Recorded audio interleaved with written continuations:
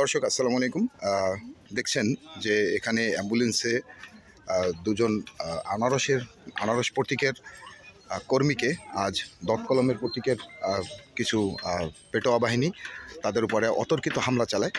ঘটনাটি ঘটেছে পিরোজপুরের মঠবাড়িয়া উপজেলার সাপা বাজারের বুদাইবাড়ি এলাকা সংলগ্নে।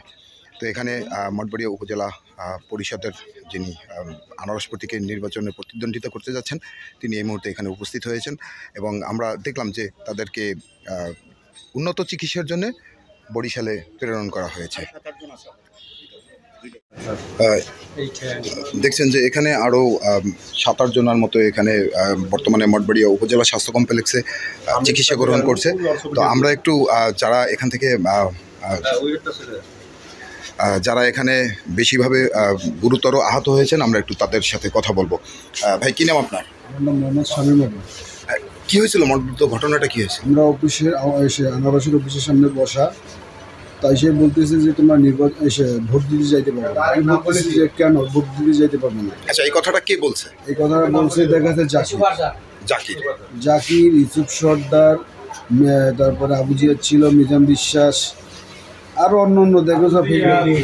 এরা কারা? এরা মূলত কি করে? এরা দেখাচ্ছে দতকলমের দেখাচ্ছে, দতকলম প্রতীকের পক্ষে কাজ করে। তারপরে কি হয়েছে?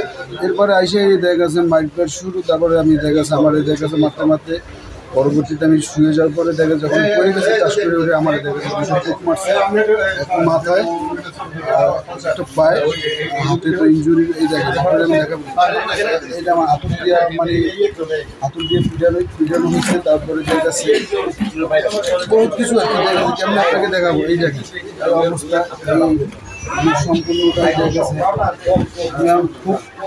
আমি যেটা দাঁড়াবো এরকম আমার কোনো পরিস্থিতি আমার এখন বর্তমানে নাই। সেই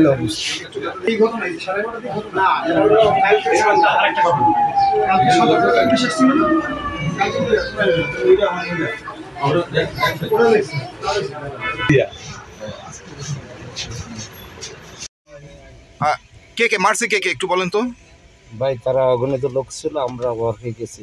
জি, সেখানে দাদারা পাইপ, চাইনিজ কোরআন, ওই ধারালো অস্ত্র নিয়ে আমাদেরও উপর আক্রমণ করছে। হারুন দুগদার নেতৃত্বে অনেক লোকজন ছিল, ওই রাজু মোল্লা কুরিয়া, তারপর হারুন, তুষার, পিঞ্জু, আরও অগণিত লোক ছিল রে ভাই। আমার তো হতাশ হয়ে গেছে মাইরে।